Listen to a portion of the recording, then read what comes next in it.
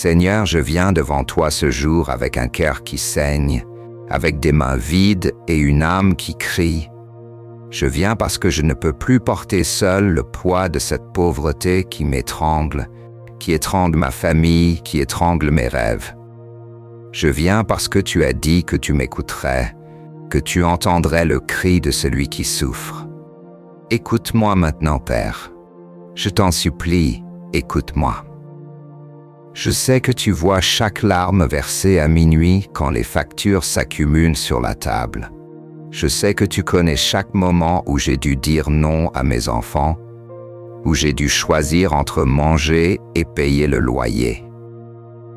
Tu vois tout cela, Seigneur, et je crois que tu as le pouvoir de changer cela. Je crois que Jésus-Christ, ton Fils bien-aimé, a versé son sang précieux pour ma libération, y compris ma libération de cette pauvreté qui m'oppresse. Je crois que tu ne m'as pas créé pour la misère. Je crois que tu m'as créé pour l'abondance, pour la prospérité, pour vivre dignement dans cette terre. Aujourd'hui, je romps les chaînes de la pauvreté. Aujourd'hui, je refuse de rester dans cette prison. Aujourd'hui, j'appelle sur ma vie la bénédiction du Très-Haut.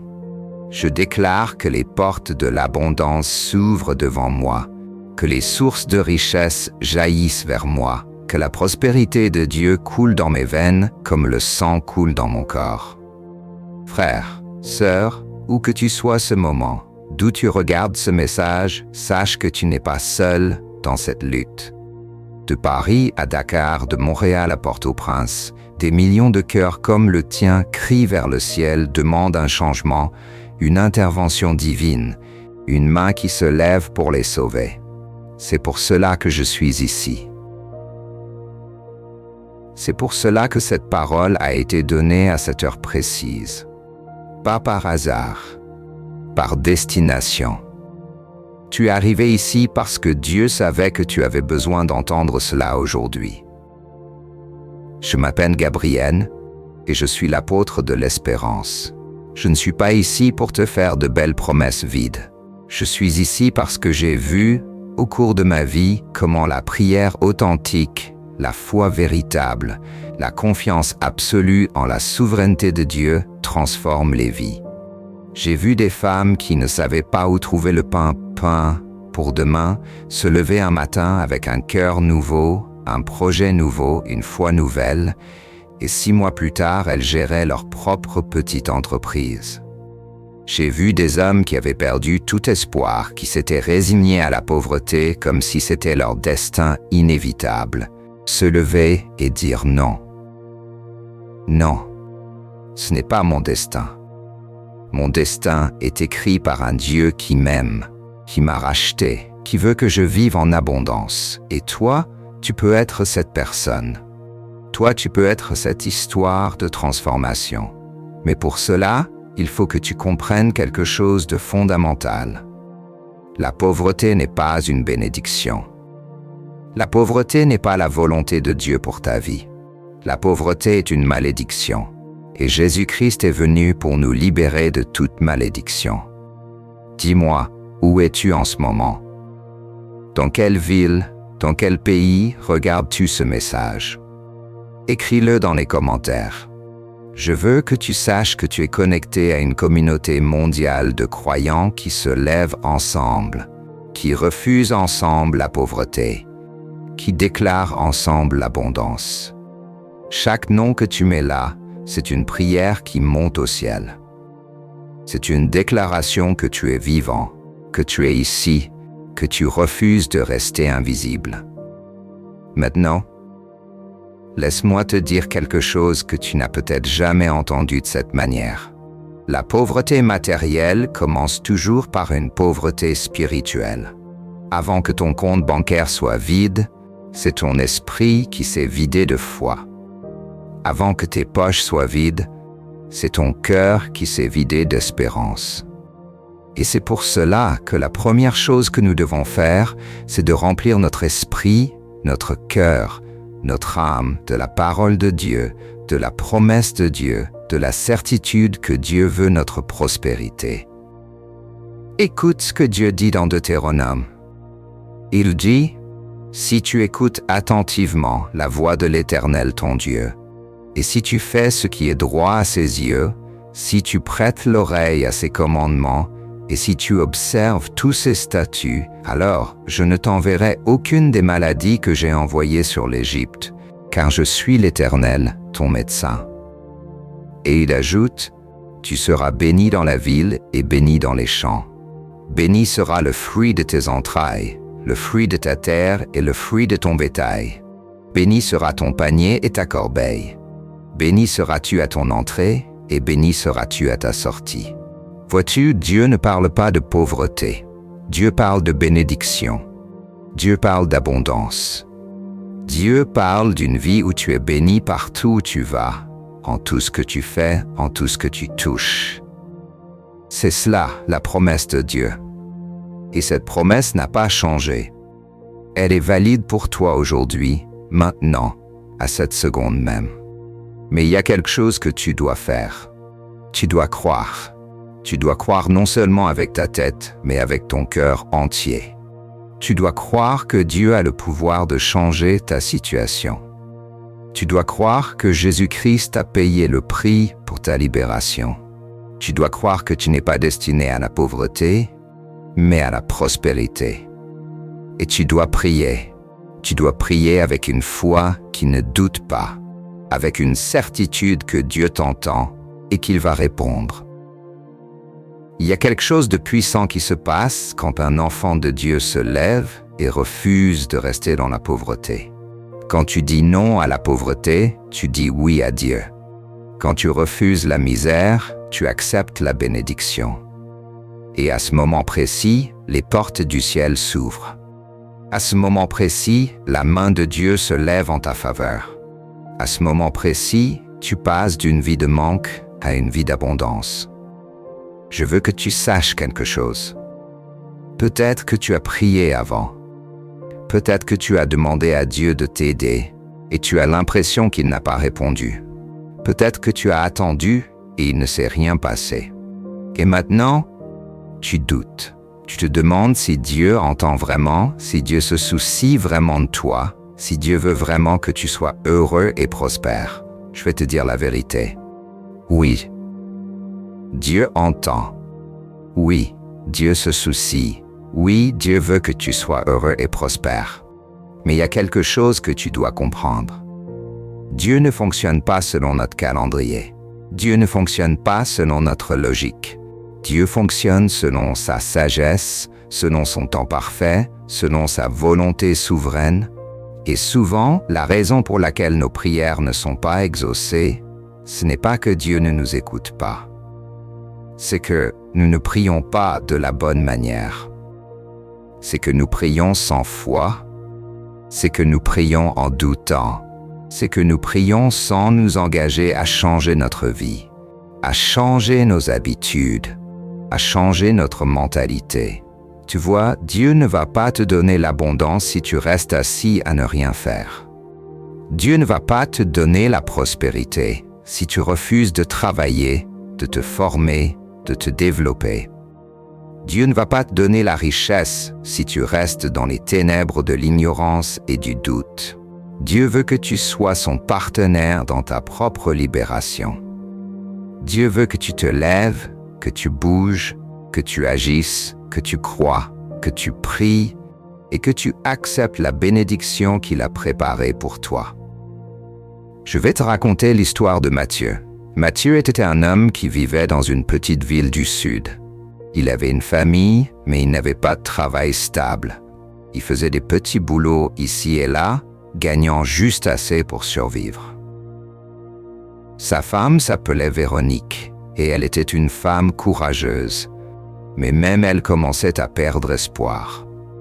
Leurs enfants, Luc et Sylvie, demandaient parfois pourquoi les autres enfants avaient des choses qu'ils n'avaient pas. Et Matthieu ne savait pas quoi répondre. Un jour, Matthieu a entendu parler d'une église où le pasteur parlait de la prospérité divine. Il a décidé d'y aller. Et ce premier dimanche, le pasteur a parlé exactement de ce que Matthieu avait besoin d'entendre. Le pasteur a dit que Dieu veut que nous prospérions, que la pauvreté n'est pas la volonté de Dieu et que nous devons prier avec foi et agir avec courage. Matthieu a senti quelque chose se réveiller en lui. Une flamme qu'il pensait morte s'est rallumée. À partir de ce jour, Matthieu a commencé à prier chaque matin.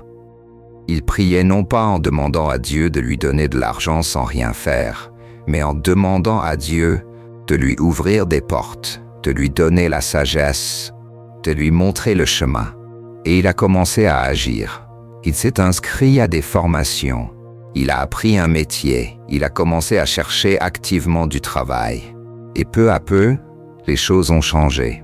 6 mois plus tard, Matthieu avait un emploi stable. 1 an plus tard, il avait suffisamment d'argent pour louer une meilleure maison. 2 ans plus tard, il avait mis de côté assez pour commencer son propre petit commerce. Aujourd'hui, 5 ans plus tard, Matthieu emploie 3 personnes. Sa famille vit dignement, ses enfants vont à l'école, sa femme Véronique a pu arrêter de faire des ménages, et Matthieu témoigne dans son église de la puissance de la prière combinée à l'action, de la foi combinée au travail, de la confiance en Dieu combinée à la détermination humaine. Ceci peut être ta histoire aussi. Ceci doit être ta histoire, parce que tu mérites mieux que ce que tu as maintenant. Tu mérites une vie de dignité. Tu mérites une vie d'abondance. Tu mérites de voir tes enfants sourire sans crainte. Tu mérites de dormir la nuit sans l'angoisse qui t'étouffe. Tu mérites tout cela, non pas parce que tu l'as gagné, mais parce que tu es un enfant de Dieu, et Dieu ne crée pas ses enfants pour la misère. Maintenant, je veux que tu fasses quelque chose. Je veux que tu écrives dans les commentaires une seule phrase. Une phrase qui résume la peur qui t'habite depuis longtemps. Peut-être que c'est la peur de ne jamais sortir de cette pauvreté. Peut-être que c'est la peur que tes enfants souffrent comme tu as souffert. Peut-être que c'est la peur que tu sois un mauvais parent parce que tu ne peux pas donner à ta famille ce qu'elle mérite. Écris cette peur, nomme-la. Parce que le moment où tu la nommes, le moment où tu la mets sur la table, le moment où tu la confesses devant Dieu et devant cette communauté, c'est le moment où elle commence à perdre son pouvoir sur toi. C'est un acte de courage, c'est un acte de foi, c'est un acte de libération. Alors fais-le. Écris ta peur dans les commentaires. Et je vais prier pour toi. Nous allons tous prier pour toi. Cette communauté va se lever et va prier pour que ta peur soit transformée en foi, que ta pauvreté soit transformée en abondance, que ta vie soit transformée en témoignage de la puissance de Dieu. Maintenant, je veux que nous prions ensemble. Cette prière n'est pas une prière ordinaire. Cette prière est une déclaration. C'est une rupture où tu dis au diable, à la pauvreté, aux esprits de manque, que ton temps est fini, que tu ne leur appartiens plus, que tu appartiens à Jésus-Christ et que Jésus-Christ t'a racheté pour la liberté, pour la prospérité, pour l'abondance. Père Céleste, je viens devant toi en ce moment avec une foi nouvelle. Je viens avec le cœur d'un enfant qui sait que son Père l'aime, qui sait que son Père veut le meilleur pour lui.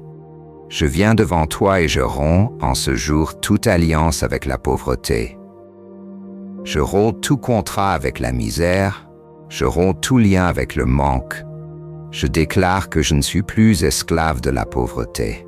Je suis libre. Je suis libre en Jésus-Christ. Je confesse que j'ai eu peur. J'ai eu peur que Dieu ne m'aime pas assez pour me bénir. J'ai eu peur que je ne sois pas digne de la prospérité. J'ai eu peur que mon passé, mes erreurs, mes péchés m'empêchent de recevoir la bénédiction de Dieu. Mais je sais maintenant que c'est un mensonge. Je sais que Jésus-Christ a versé son sang pour me purifier de tous mes péchés. Je sais que je suis digne parce que je suis racheté par le sang du Fils de Dieu. Je sais que Dieu m'aime d'un amour infini, éternel, inconditionnel. Et à partir de ce moment, je refuse de rester dans la pauvreté. Je me lève. Je me lève avec la force de Dieu. Je me lève avec la foi de Dieu. Je me lève avec la certitude que Dieu est avec moi, que Dieu me guide, que Dieu me protège, que Dieu me bénit. Je déclare que les portes de l'abondance s'ouvrent devant moi. Je déclare que les sources de richesse jaillissent vers moi. Je déclare que tout ce que je fais prospère. Je déclare que ma famille reçoit la bénédiction de Dieu. Je déclare que mes enfants voient un parent qui a vaincu la pauvreté, qui a surmonté les obstacles, qui a cru en Dieu et qui a été exaucé.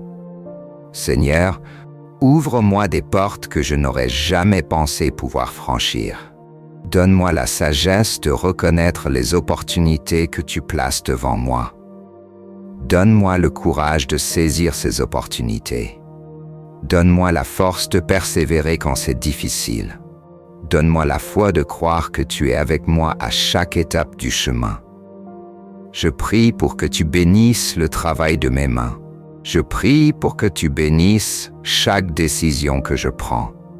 Je prie pour que tu bénisses ma famille. Je prie pour que tu bénisses ma maison. Je prie pour que tu bénisses tout ce que je touche. Et je crois vraiment que tu vas le faire, parce que tu es Dieu, parce que tu es fidèle, parce que tu tiens tes promesses. Et je remercie Dieu pour cette prière. Je remercie Dieu pour cette foi nouvelle. Je remercie Dieu pour la certitude que ma vie va changer. Je remercie Dieu pour la promesse que je vais voir l'abondance. Je remercie Dieu pour la promesse que ma famille va prospérer. Et je remercie Dieu pour la promesse que je vais témoigner de sa puissance à d'autres. Au nom de Jésus-Christ, je prie. Amen. Frère, sœur, tu as prié avec moi. Tu as déclaré ta foi. Tu as rompu tes chaînes. Et maintenant, quelque chose a changé en toi. Peut-être que tu ne le sens pas encore physiquement, mais spirituellement, quelque chose s'est déplacé. Les anges de Dieu ont entendu ta prière. Dieu a entendu ta prière. Et la main de Dieu s'est levée en ta faveur. Mais je veux te dire quelque chose d'important. La prière n'est que le début. La prière est l'acte de foi. Mais tu dois aussi agir. Tu dois aussi te lever et faire ta part. Tu dois chercher du travail. Tu dois te former. Tu dois apprendre. Tu dois te développer. Tu dois croire en toi. Tu dois croire que tu es capable. Tu dois croire que Dieu t'a donné les talents, les dons, les capacités pour prospérer. Et je veux que tu saches que tu n'es pas seul dans ce voyage. Dieu est avec toi. Jésus-Christ est avec toi. Le Saint-Esprit est avec toi. Et cette communauté de croyants est avec toi. Nous sommes tous ici ensemble en train de nous lever, en train de refuser la pauvreté, en train de déclarer l'abondance, en train de croire que Dieu va nous bénir. Je t'invite à rester connecté avec ce canal. Il y a d'autres messages qui vont te renforcer, qui vont te guider, qui vont te montrer comment vivre une vie de foi, comment surmonter les obstacles, comment recevoir la bénédiction de Dieu. Le prochain message que tu vas entendre va te surprendre. Cela va te toucher d'une manière que tu n'attendais pas. Alors reste avec nous. Continue à écouter, continue à prier, continue à croire. Et souviens-toi de ceci, tu n'es pas pauvre, tu es riche en Jésus-Christ. Tu n'es pas faible, tu es fort en Jésus-Christ. Tu n'es pas seul, tu es aimé d'un amour infini par Dieu. Et tu vas prospérer, tu vas réussir, tu vas vivre une vie d'abondance. C'est la promesse de Dieu. C'est la vérité. Et cette vérité va te libérer. Que la paix de Dieu, qui surpasse toute intelligence, garde ton cœur et ton esprit en Jésus-Christ. Amen.